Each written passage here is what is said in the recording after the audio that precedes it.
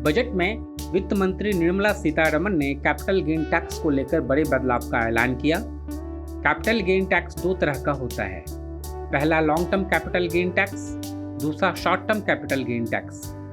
दोनों तरह के टैक्स रेट को बढ़ाने का ऐलान बजट में किया गया है।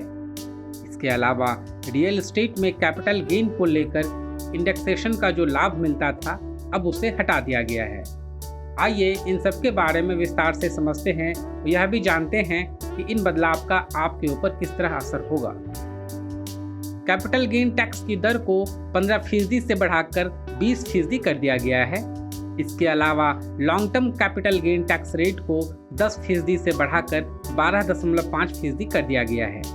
साथ ही कैपिटल गेन पर मिलने वाली छूट की लिमिट को 1 लाख रुपये से बढ़ाकर 1,25,000 रुपये कर दिया गया है। कैपिटल गेन टैक्स को लेकर नए नियम 23 जुलाई से ही लागू हो गया है। अगर आप शेयर बाजार के निवेशक हैं तो समझिए कि कैपिटल गेन टैक्स में बदलाव का असर किस तरह होगा।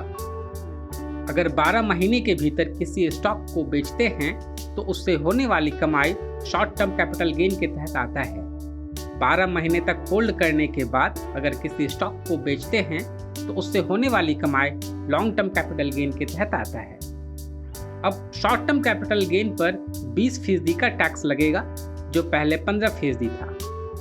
वहीं लॉन्ग टर्म कैपिटल गेन पर अब 12.5% का टैक्स लगेगा जो पहले 10% था। पहले 1 लाख रुपए तक कैपिटल गेन पर कोई टैक्स नहीं लगता था, अब इसकी लिमिट को बढ़ाकर 1,25,000 रुपये कर दिया गया है। हालांकि यह केवल लॉन्ग टर्म कैपिटल गेन पर लागू होगा। अगर आप म्यूचुअल फंड के निवेशक हैं तो भी कैपिटल गेन टैक्स का नियम बदल गया है।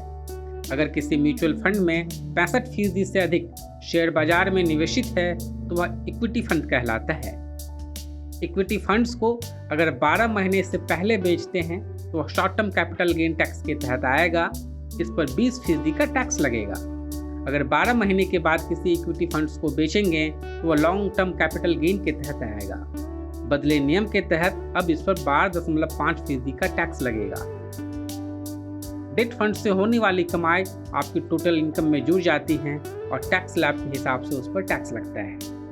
इसके अलावा रियल एस्टेट को लेकर भी कैपिटल गेन टैक्स का नियम बदल गया है। अगर आपके पास कोई रियल एस्टेट प्रॉपर्टी है और उसे खरीदने के 24 महीने बाद बेचेंगे तो वह लॉन्ग टर्म कैपिटल गेन के तहत आता है।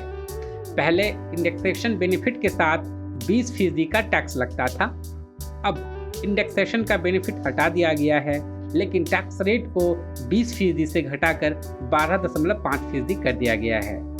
कुल मिलाकर इस बजट में कैपिटल गेन टैक्स को लेकर कई तरह के बदलाव किए गए हैं।